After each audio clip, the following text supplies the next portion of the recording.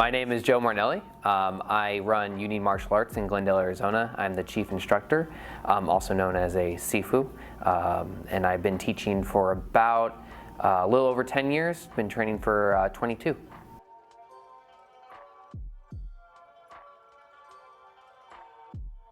The main form that I teach is Royal System Kung Fu, Ku Tao Salat.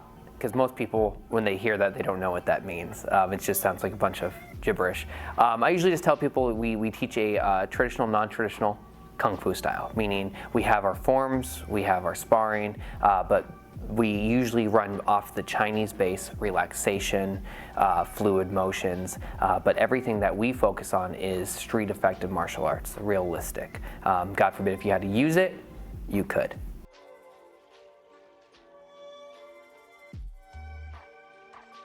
When I first started, it was not my choice. My mom brought me into a martial arts school when I was about 4 years old, and I hated it when I first started. Absolutely hated it, cried every single day, but it wasn't my choice. My mom really wanted to make sure me and my brothers were taken care of and that we would never get hurt.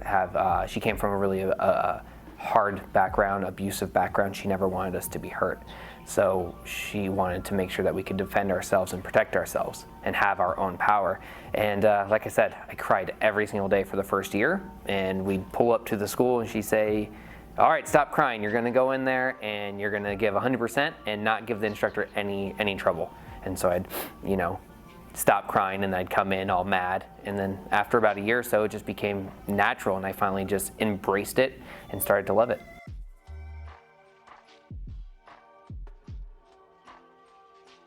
I just enjoyed being able to be active as a child and be able to have that expression, outlet. Having older brothers, I always got beat up by my older brothers, so being able to, have that outlet and not only just work on myself, but challenge myself in a way where I felt like I was absolutely able to overcome obstacles and challenges, and at a young age it was about getting to the ranks, getting to my next belt. That's awesome. I was never really competitive, but it was a way for me to very much so focus on myself and challenge myself.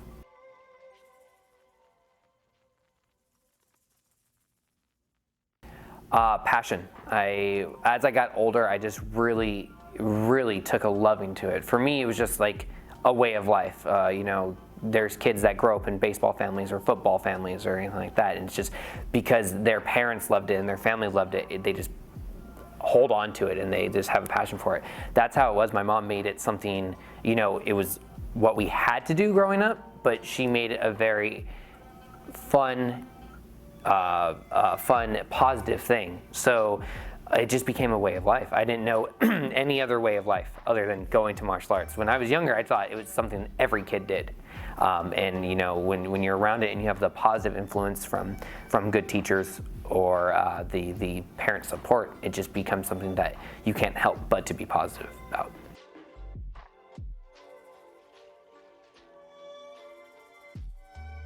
When I was younger, I dabbled with a few different ideas of, I wanted to be a lawyer, and then I wanted to be a dentist, and then I wanted to be a police officer, all these different ideas as most kids they go through. But the one thing that stayed consistent that I always loved doing was martial arts.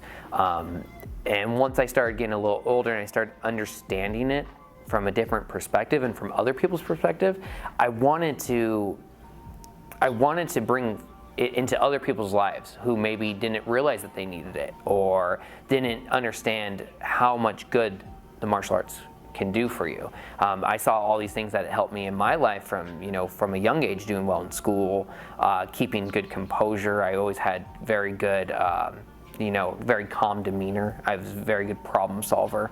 And I saw just all these different things that it helped me in life. And I wanted to have that for other people. I wanted to help other people. I've always wanted to help those around me and maybe those who needed the help. Even from a young age with other kids, I tried to, inspire and help. So for me, it made sense.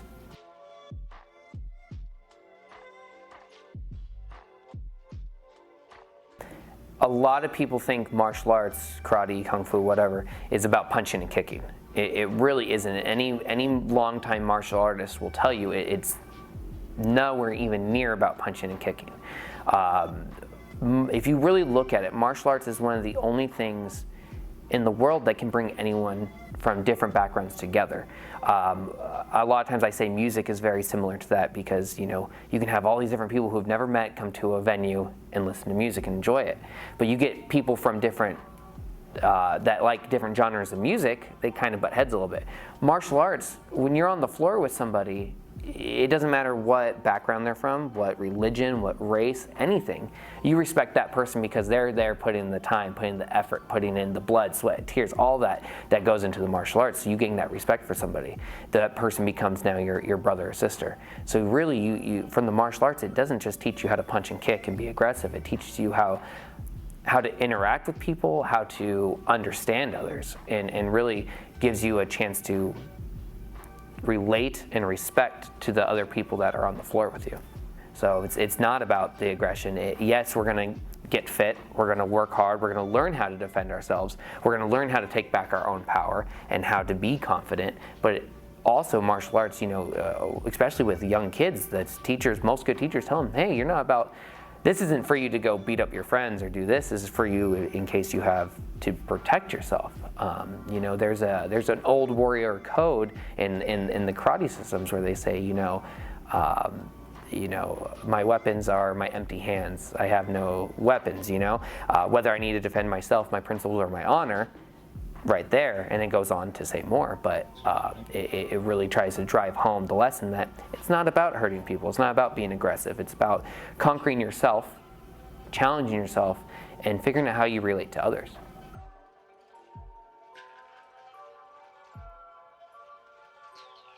A lot of the moves don't change, some of the drills you can still do, but in a lot of ways it's different. In 2019 we have this very PC culture where you can't come down as hard on the kids. You can't do old school training methods. When I came up, we'd get dropped down on the floor in the dirt, and get back up, dust yourself off, do it again. Now, almost every school has mats, and the kids are a little bit more guarded and a little bit more coddled. So now you have to almost drop down to their level and talk to them and embrace them in the way that they feel almost more safe. It's not about, hey, go in there and get tougher. Now it's, okay, how are we going to bring the best out of you?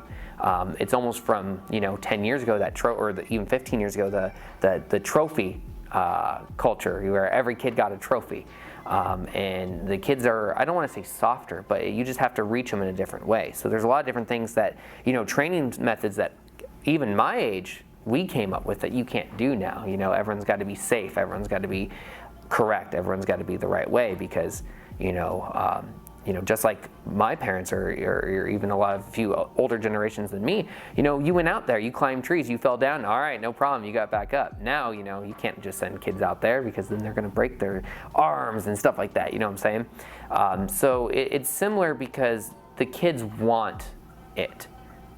When you really go into some of the harder things, they want it, they want to be challenged.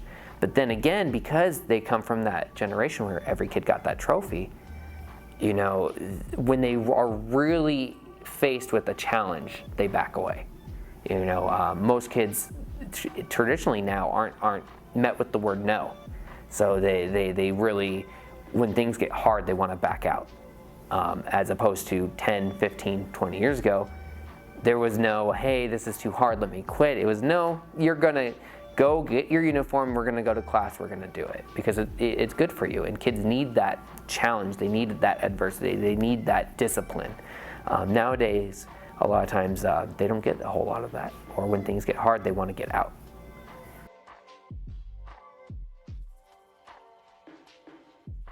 I think if anything, they have the potential as long as they have more potential as long as they have the support system.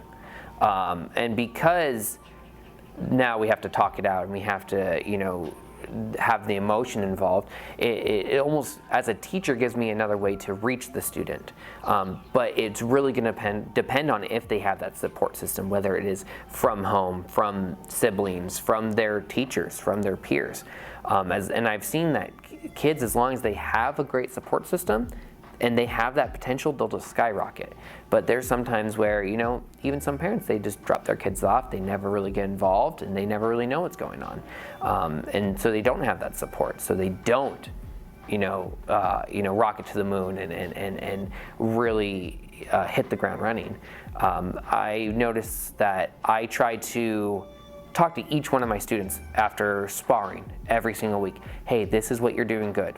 This is what you need to do better on. And I try to make sure I do that in front of their parents. So that way their parents can hear that, see that, so that way then they can talk to their parents, or their parents can talk to them, and they can go home and practice with that. And the kids that do, and I can see that their parents are involved in practicing, they have that support system, they just get better and better and better and better. So I wouldn't necessarily say, hey, 10, 15 years ago they had more potential. It was more rugged, more tough it out. But now, because emotions in it, we can talk to the kids a little differently and reach them on their level, and we can actually give them the support, motivation, and inspiration that way.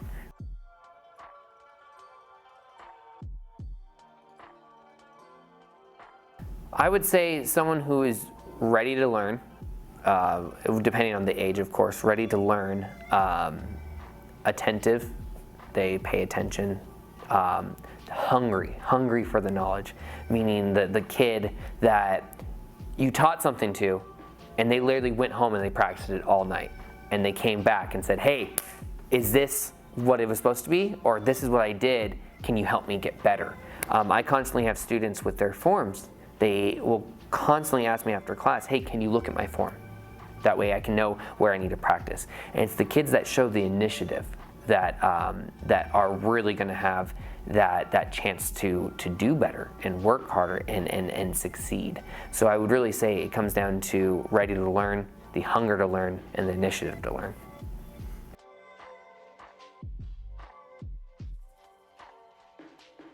I say this all the time, and I tell parents this. I have a few different jobs as a martial art instructor. Number one job, teaching martial arts, making sure people, kids, everyone can learn to protect themselves, or they can learn to get fit, healthy lifestyle, all these different things. I can help pass on that knowledge. But I've always said that my main job as a martial arts instructor is to make martial arts instructors. I firmly believe that the world is a better place when it's full of black belts and martial artists who really love the art, because you learn respect, discipline, you learn how to treat one another, not to judge, how to help each other. So my job, what keeps me going is I love the art, and I want to see the art continue to grow, and I want to see it grow through the next generation and see what they can do with it. And I want to see them find a love for it and want to help other people. So as I always say, my job is not just to teach people how to punch and kick, it's to create more teachers and more people who love the art.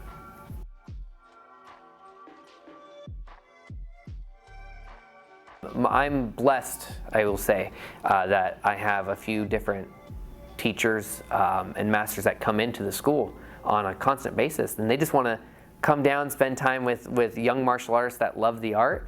And anytime I try to sit down, I try to listen, I try to pick up a move here and there. I definitely sit down with my teacher, Master Mike. I sit down with him often, whether it's more of a philosophical lesson or a lesson about the world around us, or a physical lesson working on the next form or a technique or breaking things down.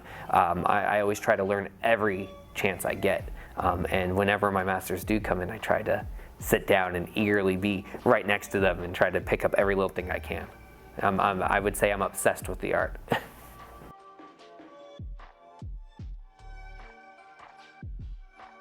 My biggest thing, and I hear this mainly from adults, is they usually feel discouraged because they see other people moving in a certain way, or other students working hard or doing this, or they can do this kick that they can't, or they have this.